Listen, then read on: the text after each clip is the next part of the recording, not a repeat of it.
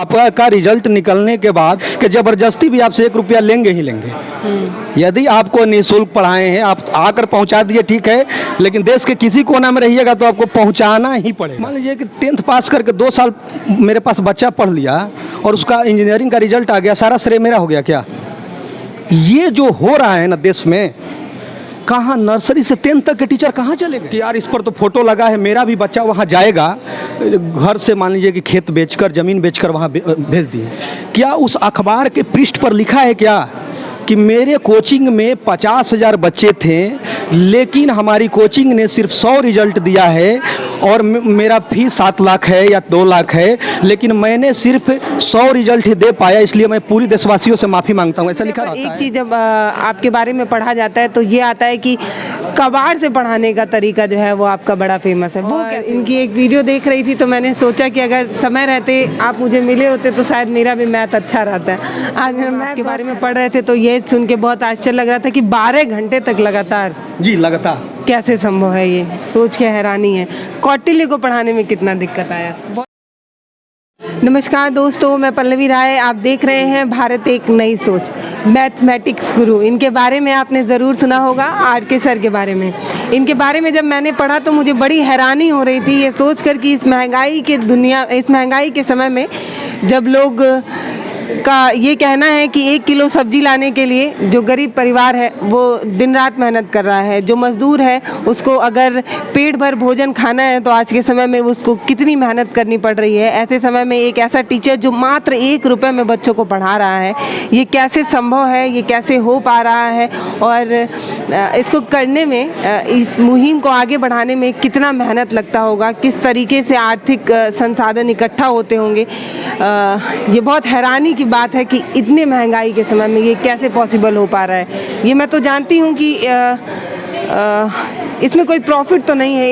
1 रुपये में तो अब तो डंग की टॉफ़ी नहीं आती है। ऐसे समय में आप बच्चों को पढ़ा रहे हैं, इंजीनियर बना रहे हैं, वो भी जो सबसे ज़्यादा पैसे वाली पढ़ाई जो है उसकी तैयारी आप बच्चों को करा रहे हैं। ये कैसे पॉसिबल है, यही समझना है। लेकिन उससे पहले आपका बहुत बहुत स्वागत है। जी मैम, आपको बहुत बहुत धन्यवाद। और आप एक शैक्षणिक और ऐतिहासिक बिहार की धरती पर आपने आया और भारत एक नई सोच जो आपकी टीम है, और काफ़ी आप उस लेवल की जो प्रतिभाओं को आपका, जितना मैं आपके चैनल के बारे में जानता हूँ कि जो आप उस प्रतिभा को दिखाने की कोशिश करती हैं और लोगों तक वो संदेश जाता है। और जो आपका प्रश्न भी रहा कि कैसे 1 रुपया गुरुदक्षिणा में बच्चों को इंजीनियर बनाया जा सकता है, क्योंकि आज की महंगाई का दौर है, तो सुनने में और रियल लाइफ में यदि कोई सोचेगा तो लगेगा कि यार ये पॉसिबल नहीं है, ऐसा हो नहीं सकता है।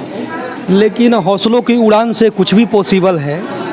और एक मैं इसके उत्तर देने से पहले मैं एक 4 लाइन आपको ज़रूर बोलूँगा, क्योंकि जो गरीब तबके के नीचे से लेवल से जो भी प्रतिभाएं ऊपर उठती हैं उनके लिए मैं 4 पंक्तियां ज़रूर बोलूँगा कि मुझे यकीन है कि शहर छोटे होते हैं लेकिन लोगों के ख्वाब नहीं। मुझे यकीन है कि शहर छोटे होते हैं लेकिन लोगों के ख्वाब नहीं। मुझे यकीन है कि हार और जीत के बीच के फासले बड़े होते हैं परंतु नामुमकिन नहीं। मुझे यकीन है कि आदमी का कद उसके इरादों से मापा जाता है। करो यकीन खुद पर तो दुनिया तुम्हारी, क्योंकि जीतने वाले छोड़ते नहीं और छोड़ने वाले जीतते नहीं।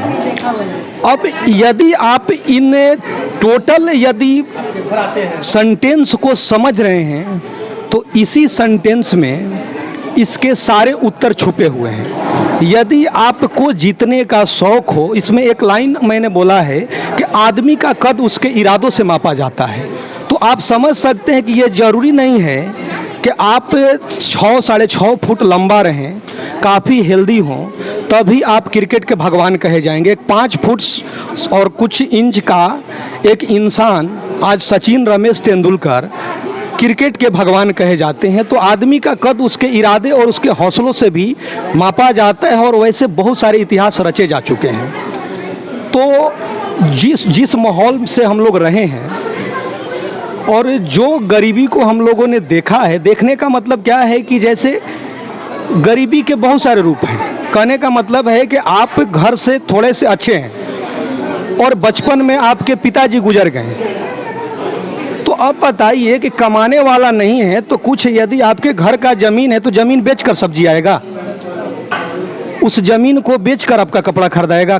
कमाने वाला तो चाहिए ना, उस ज़मीन को बेचकर आपका स्कूल का फी दिया जाएगा, ऐसा तो नहीं होगा। तो उस कष्ट को भी हमने देखा है। और जब 5 वर्ष की उम्र में ही पिताजी गुजर गए, उसके बाद मेरे बड़े भैया ने ऑटो खरीद कर और ऑटो रिक्शा से जो उस दौर में इनकम होता था, अब सोचिए कि उस दौर में एक लोकल शहर में शाम को जो इनकम होता था 80 रुपया 100 रुपया, उसी से परिवार चलता था। तो उस दौर को हम लोगों ने देखा और इसको फील किया कि ये शिक्षा जो ग्रहण करने का ये जो मापदंड है, खासकर 10th पास करने के बाद, क्योंकि 10th पास करने के बाद जो इंजीनियरिंग मेडिकल के जो भी कोचिंग्स हैं, तो बच्चों का क्या होता है कि 10th तक बहुत सारे टैलेंट होते हैं, लेकिन जो IIT मेडिकल या कोई भी JEE मेन JEE एडवांस जो पेपर देने होते हैं, तो कोई भी कोचिंग लाख 2 लाख से मतलब अधिक फ़ी है। ऊपर से एक शहर में रहने खाने की यदि व्यवस्था आप जोड़ लीजिएगा तो 2 साल में 7 लाख 8 लाख उनको रुपया लग जा रहा है। तो बातें आया कि आखिर 10th में जो बच्चे 90% से एबव लाए हैं या कुछ अच्छे मार्क्स लाए हैं, उसके पास हौसला है, वो इंजीनियर कैसे बनेगा। अब आता है ये बात कि मैं फ्री में पढ़ाऊँगा तो मैं अपना तो रूम रेंट तो मेरे पास है नहीं, तो मैं उस रूम रेंट का किराया कहाँ से दूंगा। तो अब पॉइंट वाली दोनों बातें आ गई कि उसको पढ़ाना भी है, पैसा भी नहीं लेना है, और उसके पास क्षमता भी नहीं है कि वो आपका पैसा दे पाएगा। तो रियल बात तो आपके पास तो टैलेंट है, अब अपने बिहार के गरीब बच्चों के लिए आप काम करना चाहते हैं और आपकी कर्म और मेहनत से आपको नेम फेम भी मिल चुका है। तो अब जितने भी बड़े बड़े बैनर के इंस्टीट्यूट हैं वो आपको गेस्ट फैकल्टी के रूप में पढ़ाने के लिए भी बुला रहे हैं, चाहे वो ऑनलाइन प्लेटफॉर्म हो, चाहे अदर जगह नाइट क्लासेज के लिए लगातार 12 घंटे के लिए गेस्ट फैकल्टी के रूप में बुला रहे हैं, रात भर पढ़ाने का पैसा दे रहे हैं। तो जब अब मान लीजिए कि हम अपने बच्चों को मान लीजिए कि काम किए 5 घंटा 7 घंटा उस गरीब बच्चों को, और 4 घंटा यदि अदर जगह मैंने समय दिया तो मेरे पास कुछ पैसा आया, क्योंकि वो तो भाई किसी बड़े इंस्टीट्यूट से 7 लाख 8 लाख रुपया ले रहे हैं, और मैं वहाँ पर 2 घंटे क्लास ले लिया तो मेरे को तो पैसा दे दिया। तो वो मेरा कलेक्शन हो गया, वो पैसा अदर इंस्टीट्यूट से मैंने ले लिया, और जो मेरे यहाँ के गरीब बच्चे हैं उसकी मैंने उसी पैसा से अपनी सक्षम से किसी को मैंने किताब खरीद के दे दिया, किसी को जो मेरा प्रोग्राम है कि आपका रिजल्ट निकलने के बाद, अब उसको एक मजाक में भी आप बोल सकते हैं कि ज़बरदस्ती भी आपसे 1 रुपया लेंगे ही लेंगे। यदि आपको निःशुल्क पढ़ाए हैं, आप आकर पहुँचा दिए ठीक है, लेकिन देश के किसी कोना में रहिएगा तो आपको पहुँचाना ही पड़ेगा। मैं ऐसे तो प्रेम से ही पहुँचा दे, जिसके लिए मान लीजिए 2 साल 3 साल आप काम किए हैं तो ज़रूर बच्चे करेंगे। तो मैं इसीलिए बोला कि सोच बड़ी हो तो हौसलों से कोई काम किया जा सकता है। ऐसा ये जरूर नहीं कि मान लीजिए कि अब आप बार बार निगेटिव सोचेंगे कि 1 रुपया में कैसे पढ़ाएंगे, 1 रुपया में क्या किसी का परिवार चलेगा। अरे भाई 1 रुपया में उस बच्चे को पढ़ाया जा रहा है, वैसे सैकड़ों बच्चे प्रत्येक साल जो आ रहे हैं।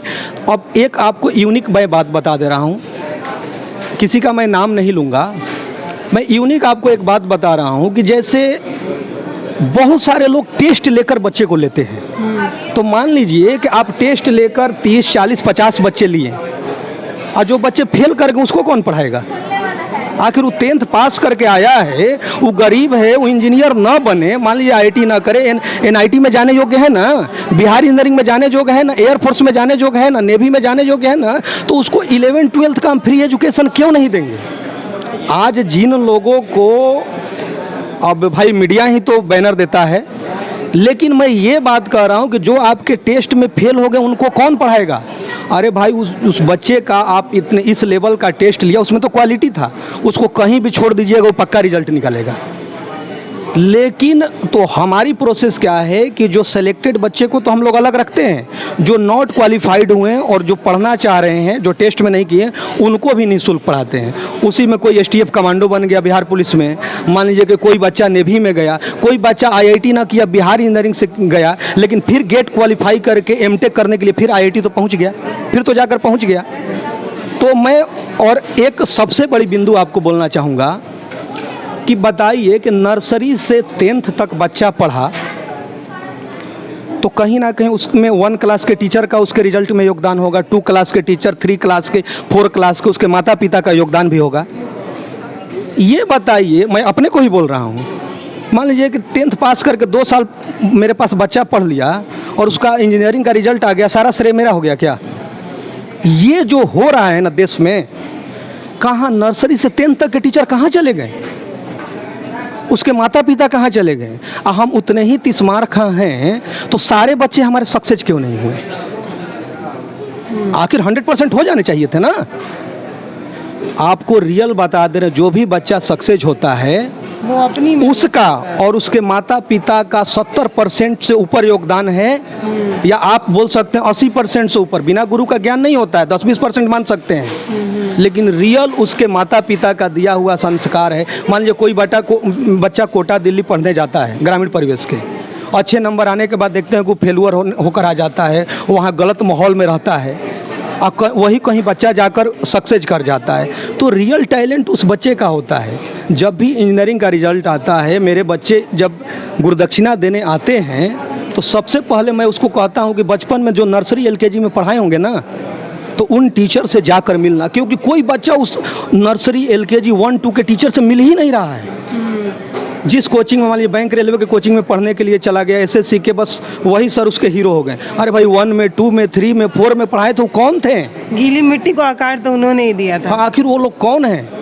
और ये चीज़ होना भी चाहिए, क्योंकि कोई भी रिजल्ट आता है, आज देखते हैं, क्योंकि जब मैं जो बोल रहा हूँ आप समझ ही रहे होंगे कि मैं कहना क्या चाह रहा हूँ। चमत्कार कुछ नहीं होता है। जो हीरोपंती चल रहा है कि मैंने ये कर दिया, तो आपके बैच में का भी चलता है, 1000 का बैच चलता है, तो उसमें से एक IIT क्यों नहीं निकल रहा है?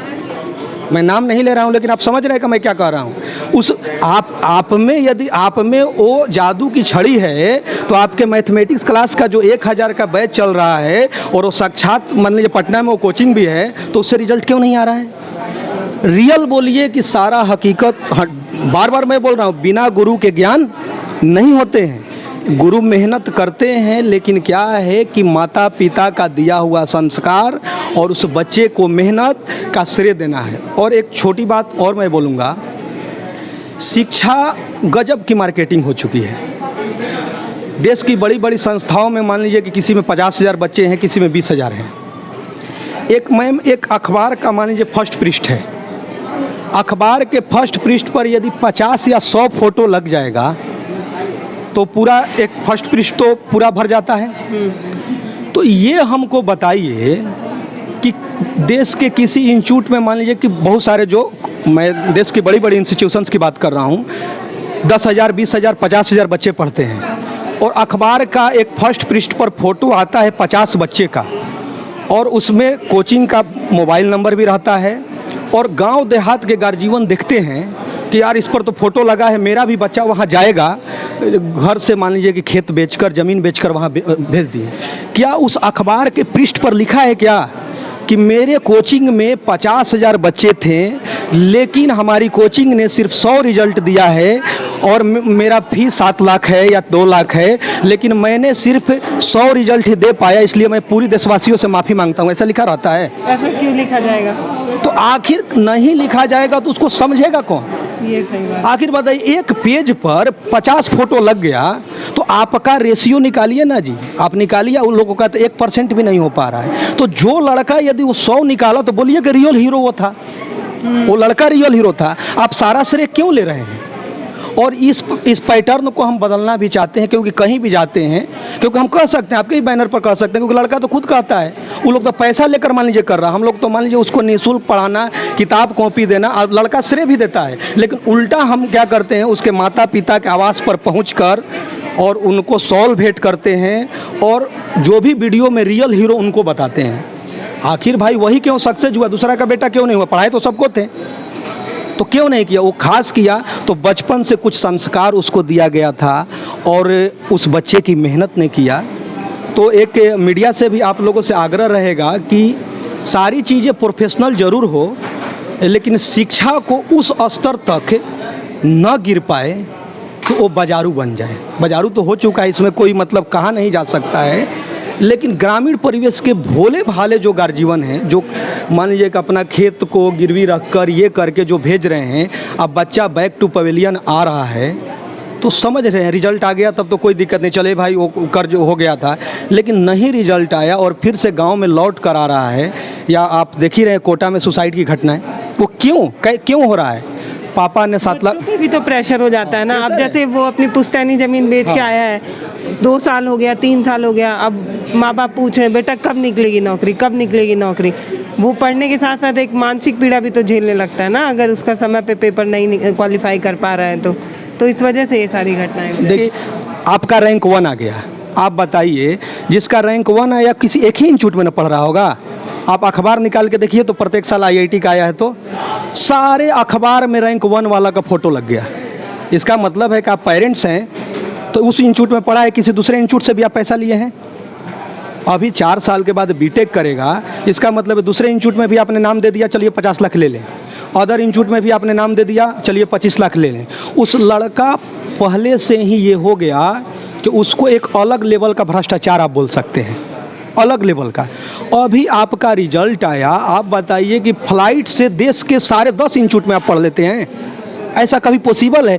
हर साल का रैंक 1 IIT मेडिकल का आप निकाल के देखिए, देश के जितने भी भारत के जैसे 10-15 टॉप इंस्टीट्यूट हैं, सारा उसको फोटो लगाता है। ये कैसे संभव है सर कि एक लड़का सारे इंस्टीट्यूट में पढ़ लेगा? ऐसा मैम संभव है? ये क्यों हो रहा है? यदि हो भी रहा है तो पब्लिक देख रहा है, तो क्या पब्लिक उसको कैसे मतलब ये कर रहा है कि नहीं भाई इसमें भी आया था? क्योंकि इंस्टीट्यूशंस का तो हम नाम नहीं लेंगे, लेकिन आप लोग मीडिया से हैं तो उस जब भी रिजल्ट आएगा तो उस दिन का सारे दैनिक भास्कर, जागरण, हिंदुस्तान, आपको पंजाब केसरी, सब अखबार निकालिए और देखिए एक ही लड़का का फोटो सारे इंस्टीट्यूट में है। क्यों है ऐसा? शिक्षा के स्तर को मैं आग्रह करूंगा कि वैसे न लाया जाए और पेरेंट्स से भी आग्रह करूंगा कि आखिर आपका बच्चा बिना आपके परमिशन से कोई अदर इंस्टीट्यूट कैसे आपका फ़ोटो लगा देगा? कैसे लगा देगा?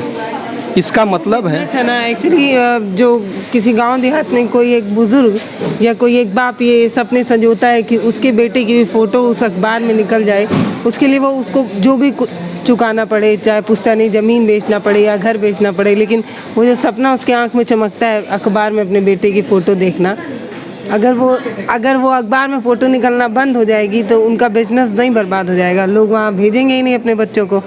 तो इससे क्या है कि बहुत सारे वैसे मासूम जो टैलेंट हैं उसको तो पता ही नहीं चाहिए, उसको लगेगा कि यार 10 इंस्टीट्यूट में पढ़ने पर रैंक 1 आता है क्या? अब बताइए एक इंस्टीट्यूट राजस्थान में है, एक इंस्टीट्यूट दिल्ली में है और दोनों में फ़ोटो लगा है, तो कैसे पढ़ रहा होगा? कैसे पॉसिबल है? कोई चंडीगढ़ का इंस्टीट्यूट लगाया है तो एक दिन में वैसे ट्रेवल पॉसिबल है पर डे? एक स्टूडेंट्स को तो कम से कम 7 से 8 घंटा से एबव तो सेल्फ स्टडी करना है, जो भी क्लासरूम प्रोग्राम में आपको पढ़ाया गया। तो ये चीज़ें नहीं होनी चाहिए और शिक्षा को शिक्षा ही रहने दिया जाए।